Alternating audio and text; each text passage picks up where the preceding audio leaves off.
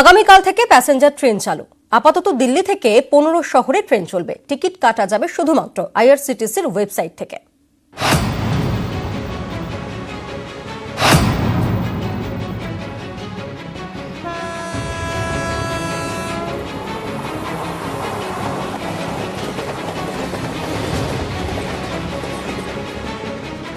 সতেরোই মের পরে লকডাউন কতটা থাকবে? সোমবার ফের সব রাজ্যের মুখ্যমন্ত্রীদের সঙ্গে বৈঠকে প্রধানমন্ত্রী। এর ঠিক আগের দিন রেলের ঘোষণা, মঙ্গলবার থেকে চলবে প্যাসেঞ্জার ট্রেন। আপাতত দিল্লি থেকে ট্রেনগুলি যাবে 15টি শহরে: হাওড়া, মুম্বাই সেন্ট্রাল, চেন্নাই, বেঙ্গালুরু, ডিব্রুগড়, আগরতলা, পাটনা, বিলাসপুর, রাঁচি, ভুবনেশ্বর, সেকেন্দ্রাবাদ, তিরুবনন্তপুরম, মারগাঁও, আহমেদাবাদ, জম্মু তাওয়াই। এই ট্রেনগুলির টিকিট কাউন্টার থেকে মিলবে না। টিকিট শুধুমাত্র আইআরসিটিসির ওয়েবসাইট থেকে পাওয়া যাবে। সোমবার বিকেল 4টে থেকে বুকিং শুরু। টিকিট কনফার্ম হলে তবেই ট্রেনে ওঠা যাবে। প্রত্যেক যাত্রীকে মাস্ক পরতে হবে। ট্রেনে ওঠার আগে প্রত্যেকের শারীরিক পরীক্ষা করা হবে।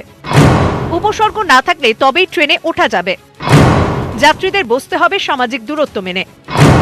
এই বিষয়টি মাথায় রেখেই টিকিট বিক্রি করা হবে। লকডাউনের মাঝে এভাবে ট্রেন চালু করায় সংক্রমণের আশঙ্কা কি বেড়ে যাবে না? প্রশ্ন চিকিৎসকদের অনেকেরই। তা ভারতবর্ষ 3 মাস 1 সপ্তাহ 5 দিনে 95,000 টেস্ট করতে হিমশিম খেয়ে যাচ্ছে। তা প্রতিদিন 15,000 যাত্রীর স্বাস্থ্য পরীক্ষা হয়ে ট্রেনে উঠবে, এটা কি বিশ্বাসযোগ্য? পরিযায়ী শ্রমিকদের ট্রেনে করে ফেরানো নিয়ে নানা বিতর্ক। এরই মাঝে মঙ্গলবার থেকে 15 জোড়া প্যাসেঞ্জার ট্রেন চালু। নিউজ 18 বাংলা। কুষ্ঠরোগের ওষুধেই হবে করোনা মুক্তি? নতুন দিশা দেখাচ্ছে এইমস ভোপাল। মাইকোব্যাকটেরিয়াম ডাব্লিউ দেওয়া সুস্থতার পথে কোভিড-19 আক্রান্ত এক ব্যক্তি। করোনার ব্যবহার করা যাবে মাইকোব্যাকটেরিয়াম ডাব্লিউ? চলতি সপ্তাহে শুরু হিউম্যান ট্রায়াল।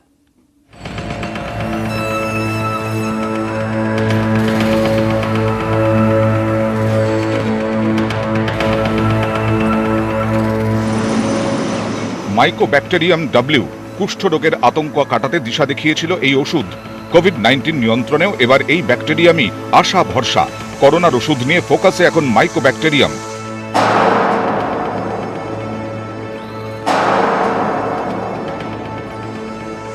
কেন রাতারাতি মাইকোব্যাকটেরিয়াম নিয়ে আলোচনা? এই ওষুধ ব্যবহার করে সাফল্য পেয়েছে ভোপাল এইমস। ভোপালে যা ঘটেছে তাতে আশাবাদী হওয়াই যায়, মনে করছেন এইমসের ভোপালের চিকিৎসকরাও। তার কারণও আছে। এপ্রিলের শেষে এইমস ভোপালে ভর্তি হন করোনা আক্রান্ত ব্যক্তি। সংকটজনক ওই রোগীকে ভেন্টিলেটরে রাখা হয়। ওই রোগীকে মাইকোব্যাকটেরিয়াম দেওয়া হয়। কুষ্ঠ রোগের ওষুধ প্রয়োগের পরেই অবস্থার উন্নতি।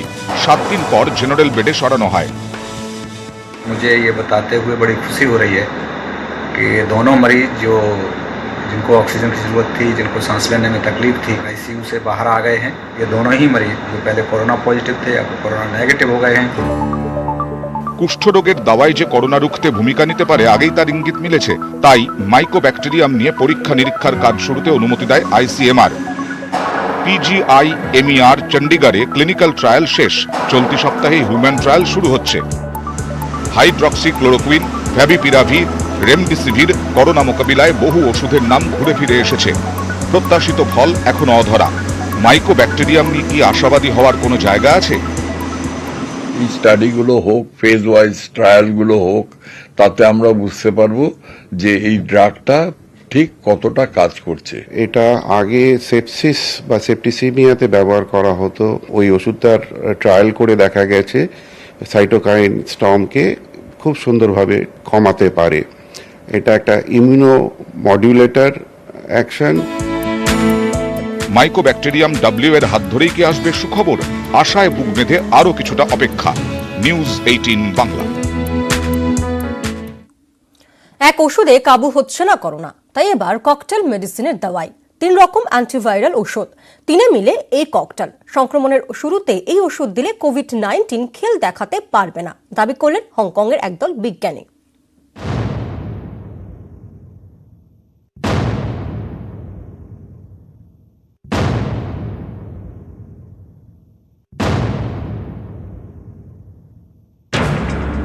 একটা একটা করে অ্যান্টিভাইরাল হজম করে নিচ্ছে করোনা, কিছুতেই কিছু হচ্ছে না। তাহলে উপায় একটা আছে, দাবি করলেন হংকংয়ের কয়েকজন বিজ্ঞানী।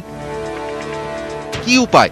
বিজ্ঞানীরা বলছেন করোনাকে জব্দ করতে চাই ককটেল, তবে হার্ড ড্রিঙ্কের নয়, এই ককটেল ওষুধের, 3টি অ্যান্টিভাইরালের। মাল্টিপল স্ক্লেরোসিসের ওষুধ ইন্টারফেরন বিটা বি, এইচআইভির ওষুধ লেপিনাভির রিটোনাভির, হেপাটাইটিসের রিবাভিরিন, এই 3-এর মিশেলেই ককটেল। শুক্রবার ল্যান্সেট পত্রিকায় প্রকাশিত হয়েছে গবেষণাটি। কোনটা কত পরিমাণে দেওয়া হয়েছে তা স্পষ্ট করা হয়নি। বিজ্ঞানীরা জানাচ্ছেন সদ্য আক্রান্ত বা প্রাথমিক উপসর্গ রয়েছে এমন রোগীদের ওষুধ দেওয়া হয়। এরা প্রত্যেকেই ভাইরাস মুক্ত রয়েছে। 3 দিনের মাথায় কাজ শুরু করেছে ওষুধ। আশঙ্কাজনক অবস্থায় থাকা করোনা রোগীরা, তাদের কি কোনো উপকার হওয়ার সম্ভাবনা নেই? গবেষক দলের প্রধান কো কিয়ান ইউএন জানিয়েছেন আশঙ্কাজনক রোগীদের ক্ষেত্রে এই ককটেল যে একেবারেই কাজ করবে না এমন নয়, সদ্য আক্রান্তদের মতোই কাজ করতে পারে, তবে সেজন্য আরও পরীক্ষা প্রয়োজন। হংকংয়ের এই গবেষণায় স্থানীয় 6 হাসপাতালের 127 জন রোগীর ওপর ককটেল মেডিসিন প্রয়োগ করা হয়। এর মধ্যে 86 জনকে 2 সপ্তাহ অ্যান্টিভাইরাল ককটেলটি দেওয়া হয়। বাকি 41 জনকে কন্ট্রোল গ্রুপে রেখে শুধু এইচআইভির ওষুধ দেওয়া হয়েছিল। যারা ককটেল নিয়েছিলেন তারা এখন কোভিড মুক্ত বলে দাবি গবেষকদের। নিউজ 18 বাংলা। করোনার হাত থেকে বাঁচতে কি দেওয়াই হার্ড ইমিউনিটি? যখন সমাজের বেশিরভাগ মানুষের শরীরে বিশেষ জীবাণুর বিরুদ্ধে প্রতিরোধ ক্ষমতা গড়ে ওঠে, তখন অন্যদের মধ্যে এমনিতেই সংক্রমণ তৈরি হয়ে যায়, সংক্রমণ না হওয়ার সম্ভাবনা তৈরি হয়ে যায়। একেই বলা হয় হার্ড ইমিউনিটি। হার্ড ইমিউনিটি তৈরি করতে গেলে মেলামেশা বাড়াতেই হবে। তবে চিকিৎসকরা বলছেন ভারতের মতো জনঘনত্বের দেশে হার্ড ইমিউনিটি পদ্ধতিতে ভরসা করা ঝুঁকির। করোনার এখনো কোনো প্রতিষেধক নেই, তাই সংক্রমণ রুখতে ভরসা লকডাউন, বন্ধ সামাজিক মেলামেশা। কিন্তু সুইডেন করোনা রুখতে হার্ড ইমিউনিটিতেই আস্থা রেখেছে। হার্ড ইমিউনিটি কি? হার্ড কথার মানে জনগোষ্ঠী, ইমিউনিটি হলো রোগ প্রতিরোধ ক্ষমতা। বেশিরভাগ মানুষের শরীরে কোনো বিশেষ জীবাণুর বিরুদ্ধে প্রতিরোধ ক্ষমতা তৈরি হতে পারে। রোগ প্রতিরোধ ক্ষমতা তৈরি হতে পারে প্রতিষেধকের মাধ্যমে, অথবা জীবাণু সংক্রমণের পর সেরে ওঠার পরেও প্রতিরোধ ক্ষমতা তৈরি হতে পারে। সেক্ষেত্রে যারা সংক্রমিত হননি তাদের মধ্যে আর রোগ ছড়াবে না। একেই বলে হার্ড ইমিউনিটি। এইভাবেই মহামারীর প্রকোপ কমার সম্ভাবনা তৈরি হয়। বসন্ত, হাম, মাম্পস, পোলিওর ক্ষেত্রেও তাই হয়েছে। অনেকে টিকা নিয়েছেন, যারা নেননি তাদের হার্ড ইমিউনিটির কারণেই ওইসব রোগ ছুঁতে পারেনি। তাহলে কি করোনাতেও হার্ড ইমিউনিটি কাজ করবে? সেখানেও ঝুঁকি, কারণ সংক্রমণের রাস্তা ধরেই হার্ড ইমিউনিটি তৈরি হবে। সামাজিক মেলামেশা বাড়াতে হবে, রোগ ছড়িয়েই প্রতিরোধ ক্ষমতা বাড়াতে হবে। কিন্তু সামাজিক মেলামেশা বাড়ালে হিতে বিপরীত হওয়ার আশঙ্কাও থাকছে। চিকিৎসকরা বলছেন সুইডিশ মডেল এদেশের ক্ষেত্রে সম্ভব নয়। ভারতের জনঘনত্ব সুইডেনের থেকে অনেক বেশি। লকডাউন তুলে দিলে ভারতে সংক্রমণও দ্রুত ছড়াবে। 130 কোটির জনসংখ্যার 70% যদি কোভিডে সংক্রমণ হয়, তাহলে 30%-এর হার্ড ইমিউনিটি তৈরি হবে। 130 কোটির 70%-এর করোনা হলে হাসপাতালে ভর্তির মতো পরিকাঠামো ভারতে নেই। সেক্ষেত্রে করোনায় মৃত্যু হতে পারে বহু মানুষের। তাহলে কত প্রাণের বিনিময় হার্ড ইমিউনিটি তৈরি হবে? সুইডেনে কিন্তু কোনো রকম লকডাউনের কোনো ব্যাপার নেই। So they are a total anti lockdown kind of country. এবং এখন দেখা যাবে যে ডেনমার্কের যা মর্টালিটি, সুইডেনের মর্টালিটি তার থেকে প্রায় হয়তো 5 গুণ 6 গুণ বেশি। কিন্তু তারা বলছেন যে হ্যাঁ, এই কটি মানুষ তারা ইনফ্লুয়েঞ্জাতে যদি আমাদের মে মাসে মারা না যান, তাহলে নভেম্বরের মধ্যে এমনি মারা যাবেন। তাদের philosophical Outlook towards pandemic prevention সম্পূর্ণ আলাদা। চীন, ইরান, দক্ষিণ কোরিয়া ও জাপানে অনেকেই সেরে যাওয়ার পর নতুন করে করোনা আক্রান্ত হয়েছেন। হিমাচল প্রদেশের উনাতেও একই ঘটনা ঘটেছে। তাহলে অ্যান্টিবডি তৈরি হওয়ার পরেও যে রোগ ফিরবে না এমন বলা যাবে না। এছাড়া করোনা ভাইরাসের বিভিন্ন টাইপ, প্রথমবার যে টাইপের ভাইরাস থেকে রোগী সেরে উঠেছেন, পরের বার অন্য টাইপের ভাইরাস সংক্রমণ হলে একই অ্যান্টিবডি কাজ করবে না। তাই হার্ড ইমিউনিটির দাওয়াই কতটা কাজে দেবে তা নিয়ে এখনো নিশ্চিত নন চিকিৎসকরা। লকডাউনে কেমন আছে রাতের কলকাতা? দক্ষিণে টালিগঞ্জ থেকে উত্তরের শ্যামবাজার, রাতভর পার্ক স্ট্রিট থেকে শিয়ালদা কোলে মার্কেট। এখন কেমন আছে রাতের শহর?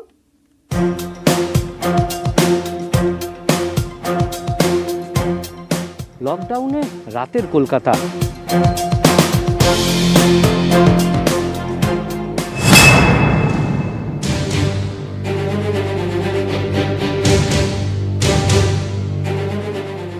করুণাময়ী ব্রিজ দিনের বেলা ব্যস্ত তো বটেই, রাতের বেলা তো ব্যস্ত থাকে।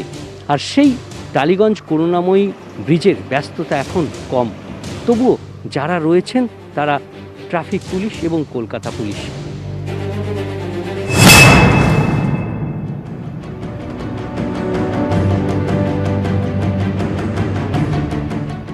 ব্যস্ততম টালিগঞ্জ মোড়, একা উত্তম কুমার দাঁড়িয়ে, ট্রাফিক পুলিশেরও দেখা নেই।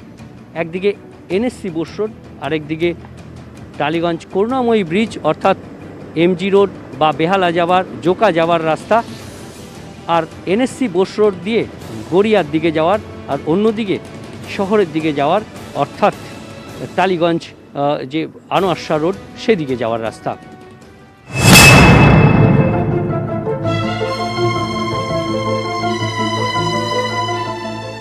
লকডাউনের মাঝরাতে রাসবিহারী মোড়, ঠিক কেমন চিত্রটা আসুন দেখে নিই।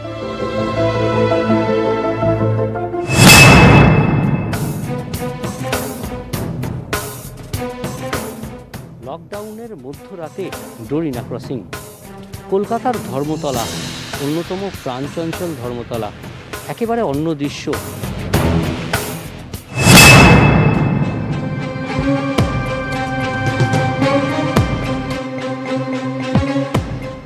অন্যান্য রাতের বেলাতেও এই আরজিকর সংলগ্ন শ্যামবাজার পাঁচমাথার মোড়ে কখনো অ্যাম্বুলেন্সের সাইরেন কিংবা দুধের গাড়ি বা অন্যান্য রাতের গাড়ি থাকে। আর এই শ্যামবাজার মোড়ে লকডাউনের রাতের এক অন্য চিত্র।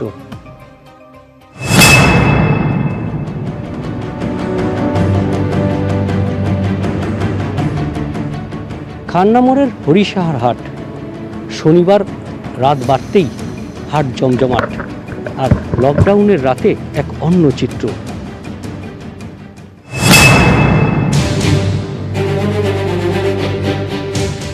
কোলে মার্কেট শিয়ালদার অন্যতম বড় মার্কেট।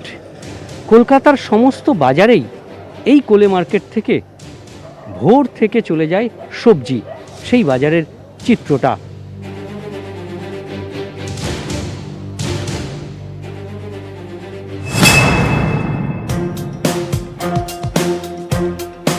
আমরা রয়েছি মা ফ্লাইওভারের উপর, আর অদ্ভুত সুন্দর নিস্তব্ধতা, নীরবতা আর সৌন্দর্য।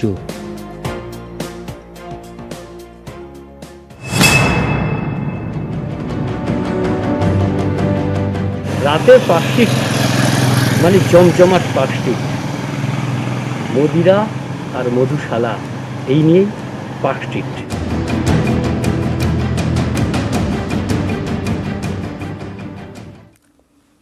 পাড়ায় পাড়ায় ডাক্তারখানা বন্ধ, চেম্বারে প্রাইভেট মেডিকেল প্র্যাকটিশনাররা উধাও, নাস্তানাবুদ সাধারণ রোগীরা। বালিগঞ্জ, বেগবাগান, পার্ক সার্কাস অঞ্চলের অসহায় মুখদের আশা ভরসা হয়ে উঠেছেন মোহামেডান ক্লাবের সহ সচিব রাজু আহমেদ। রাজু চল রাজু, রাজু চল রাজু আপনি। আড্ডি বর্মনের সুরে কিশোর কুমার গেয়েছিলেন রাজু চল রাজু আপনি মস্তি মেতু। আর ময়দানের রাজু করোনা বিপর্যয়ের দিনগুলোতে সমাজসেবার ব্রত নিয়ে এগিয়ে চলেছেন নিজের লক্ষ্যে। করোনায় বিধ্বস্ত শহর, পাড়ায় পাড়ায় কন্টেনমেন্ট জোন, চেম্বারে তালা, প্রাইভেট প্র্যাকটিশনারদের দেখাই নেই। চরম সমস্যাতে সেরিব্রাল হার্টের রোগীরা, সাধারণ জ্বর, পেট ব্যথা নিয়ে ছুটে বেড়ানো মানুষগুলো চিকিৎসকদের খোঁজে হয়রান। এই অবস্থায় মধ্য কলকাতার মাসিহা হয়ে উঠেছেন রাজু ইশতিয়াক আহমেদ। ডাক্তারের চেম্বারগুলি বন্ধ, হসপিটালে যেতে গেলে হসপিটালে প্রচণ্ড ভিড়, টেম্পারেচার 98, 99-এর উপর 100-এর উপরে যাচ্ছে, সেটা আমরা গভর্নমেন্ট হসপিটালে ট্রান্সফার করে দিচ্ছি। নিজের উদ্যোগে বেগবাগানে খুলে ফেলেছেন স্বাস্থ্য কেন্দ্র। নিজস্ব নেটওয়ার্ক কাজে লাগিয়ে খুঁজে আনছেন চিকিৎসকদের। মহল্লার মানুষগুলোকে বিনামূল্যে চিকিৎসা দিতে চেষ্টায় ত্রুটি নেই মোহামেডান ক্লাবের সহসচিবের। এভরিডে অ্যাভারেজ 40 থেকে 45টা পেশেন্ট এভরিডে 11:30 থেকে 1টা অবধি যতক্ষণ পেশেন্ট থাকে দেখা হচ্ছে। এটা প্রতিদিনই খোলা ক্লিনিক। থার্মাল স্ক্যানিং এ শরীরের তাপমাত্রার মাপজোকে পাশ করলে তবেই মিলছে ক্লিনিকে প্রবেশাধিকার। অন্যথায় লোকজন দিয়ে পৌঁছে দিচ্ছেন হাসপাতালে। রাজুর উদ্যোগে খুশি সকলেই।